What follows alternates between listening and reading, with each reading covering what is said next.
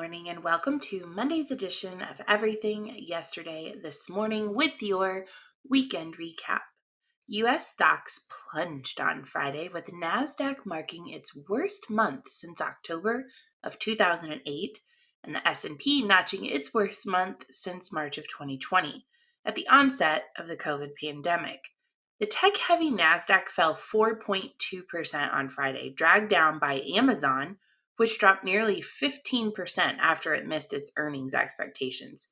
15%. The most closely watched inflation reading released Friday, the Core Personal Consumption Expenditures Price Index, rose 5.2% from a year ago, spelling more trouble for the economy. An ever-growing number of headwinds are leaving investors unsure of what comes next. The earnings season has been lukewarm, and U.S. GDP dropped by 1.4%, falling well below analysts' estimates of a 1% gain. The Fed has shifted to a hawkish stance, indicating it will increase the pace at which it raises the interest rate next week. Doesn't that feel odd to hear? Next week isn't tomorrow. They're actually having their meeting. It feels odd to say 7 people will get together in a little room that no one can listen in on and will determine and dictate the national interest rates, and they do not answer to anyone regarding their decision. Why do we continue to allow this? Why does no one ask questions about this? I don't have a lot of information on this development at the moment, but I think it's important to note for signaling purposes. Chinese regulators held an emergency meeting on April 22nd with domestic and foreign banks to discuss how they could protect China's overseas assets from U.S.-led sanctions similar to those imposed on Russia after its invasion of Ukraine. The conference included officials from China's central bank and finance ministry from local and international banks. This is interesting to me because the report was just released by Reuters 2 days ago. And if the Chinese are looking to shore up their assets and interests in lessons learned from Russia's invasion of Ukraine, it could signal a desire for them to soon be looking to move in on Taiwan. I will do a little bit more digging, but I haven't had the opportunity yet. When I do, I will let you guys know. Doing a bit of fact checking. I saw quite a few tweets going viral over the weekend with regards to the CFOs of both Pfizer and Moderna quitting within 72 hours of one another with regards to vaccine safety. This is not actually accurate. Both announcements of replacements were recently announced. Pfizer's CFO, Frank D'Amelio, announced his retirement in November of 2021 as having served in his role as the finance chief since 2007.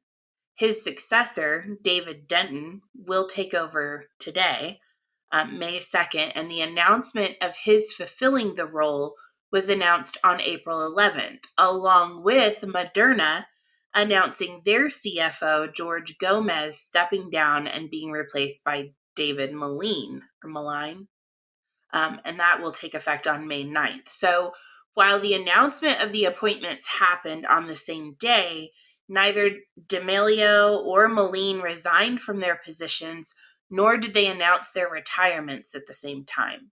I'm all for holding big pharma accountable, but I want to make sure that we're not disingenuous when doing so, lest we not be taken seriously. The dollar's race to 2-decade highs is leaving a trail of destruction in its wake, exacerbating inflation in other countries and tightening financial conditions just as the world economy confronts the prospect of a slowdown in growth.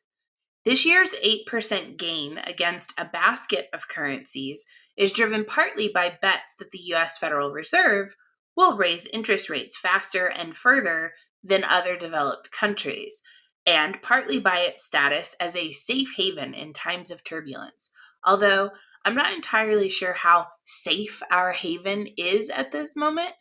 Some areas significantly impacted by the flex of the dollar would include exports. Currency weakness normally benefits export-reliant Europe and Japan, but The equation may not hold when inflation is high and rising.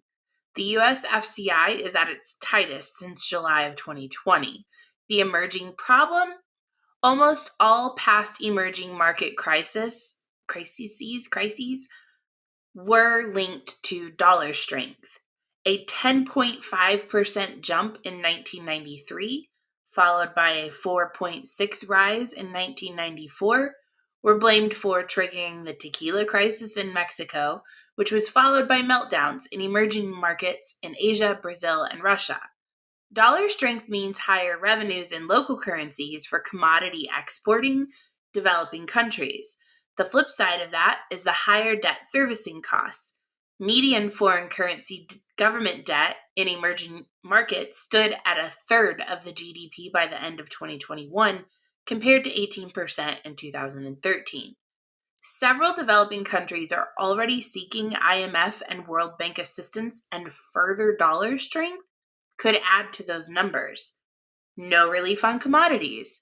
The rule of thumb is that a firmer greenback makes dollar-denominated commodities costlier for consumers who use other currencies, eventually subduing demand and prices. This year, however, tight supplies of major commodities have prevented that equation from kicking in, as the war has hit exports in oil, grains, metals, fertilizer, and it's keeping prices elevated. According to this article, if dollar gains continue, the Fed won't need to tighten monetary policy as aggressively as anticipated. Notably, the dollar surge of the past week has also seen money market bets on Fed rate hikes stabilize. BMO Markets analyst Stephen Gallo said that if the Fed's trade-weighted dollar index were to break above pandemic time highs, that might be something that would be enough to cause the Fed to deliver a less hawkish hike tomorrow. 7 people rule the world's financial well-being. I'm going to continue stating that fact over and over again until people get as pissed off about it as I do.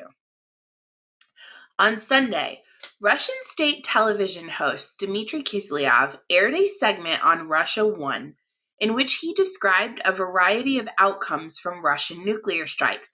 He showed, I guess, like training videos, like demo videos of what this would look like. Kiselyov aired the segment in response to Boris Johnson, who said Ukrainians have a right to protect and defend themselves by striking Russian territory. Kiselyov said, and what's going to happen after Boris Johnson's words about a retaliatory strike? One launch, Boris, and there will be no Britain. Once and for all. Kiselyov specifically noted the Sarmat ICBM that I told you guys about last week and said it can carry enough nuclear firepower to sink Britain once and for all. Another option is to plunge Britain into the depths of the sea using Russia's unmanned underwater vehicle, Poseidon. The Poseidon vehicle performs like a torpedo and is able to travel through the water to detonate its nuclear warhead along an enemy shoreline. Specifically speaking about Poseidon, Kiselyov said, "There's no way to stop this underwater drone, which can carry a warhead with an up to 100 megaton nuclear yield. The explosion of this thermonuclear torpedo close to Britain's coast will cause a gigantic wave tsunami up to 500 meters high. This wave will also carry extreme doses of radiation. Having passed over the British Isles, it will turn whatever might be left of them into a radioactive desert, unfit for anything for a long time." Gee, that's not concerning or anything. But as we all know, Ukraine is the most important thing on planet Earth. And we now must bow to the blue and gold at all costs, even if that means nuclear war. As I mentioned, Sergei Lavrov warned of the real possibility of a World War III, and in an interview Sunday with Italy's Mediaset, he said Western media has distorted his warnings about nuclear conflict. He said, "I was asked about the threats that are now accumulating, how real the Third World War is. I answered literally the following: Russia has never stopped efforts to reach agreements that will guarantee the non-unleashing of a nuclear war." It's just wild to me. While we're watching the big one, which is California's Prop 12, which is now being considered by the U.S. Supreme Court, Other states are losing their collective minds with regards to agriculture laws. In Colorado, the state Supreme Court had to strike down Initiative 16, which would have added fish and livestock to the animal cruelty laws. It would also have criminalized common livestock breeding practices and would have required that slaughtering of livestock only occur if an animal had lived a quarter of its life. This would have interfered with beef cattle and other livestock harvested for meat. The wild part is that it was just struck down for being too broad. So make it more specific, and attempted to address too many issues in one initiative that would have confused voters. So, break it down into multiple initiatives and then watch it all pass, and Colorado won't be able to actually have any livestock anymore. In Oregon, Initiative Petition 13 would have criminalized hunting and slaughtering livestock, essentially ending livestock farming completely in the state. It would also have made common animal breeding practices sex crimes. Thankfully, Oregon Farm Bureau and other ag groups worked together to educate the public, and the chief petitioner withdrew the petition from consideration. Even states that are traditionally more friendly to agriculture are dealing with these types of proposals. Iowa, for example, had House File 2305 introduced in February of 2022, and it would completely ban the construction of new confined feeding operations and would prohibit expanding existing CFOs. It would also increase the fines for livestock farms and would hold integrators legally liable for issues at contract grower sites. On February 9th, the bill died in committee. Unfortunately, this is just the tip of the iceberg when it comes to problematic proposed legislation. But a number of states already have passed impactful legislation. For example, laws in at least 8 states, Nevada, Massachusetts, California, Colorado, Michigan, Oregon, Utah, and Washington, all require eggs be sold from cage-free facilities. While California's Prop 12 is the piece of legislation everyone has their eyes on, it probably is pretty important to pay attention to these state bills that are being introduced. That is your Monday edition of Everything Yesterday This Morning. I'm so glad to have you guys joining me. I look forward to a great week with you. You guys take care and have a great day.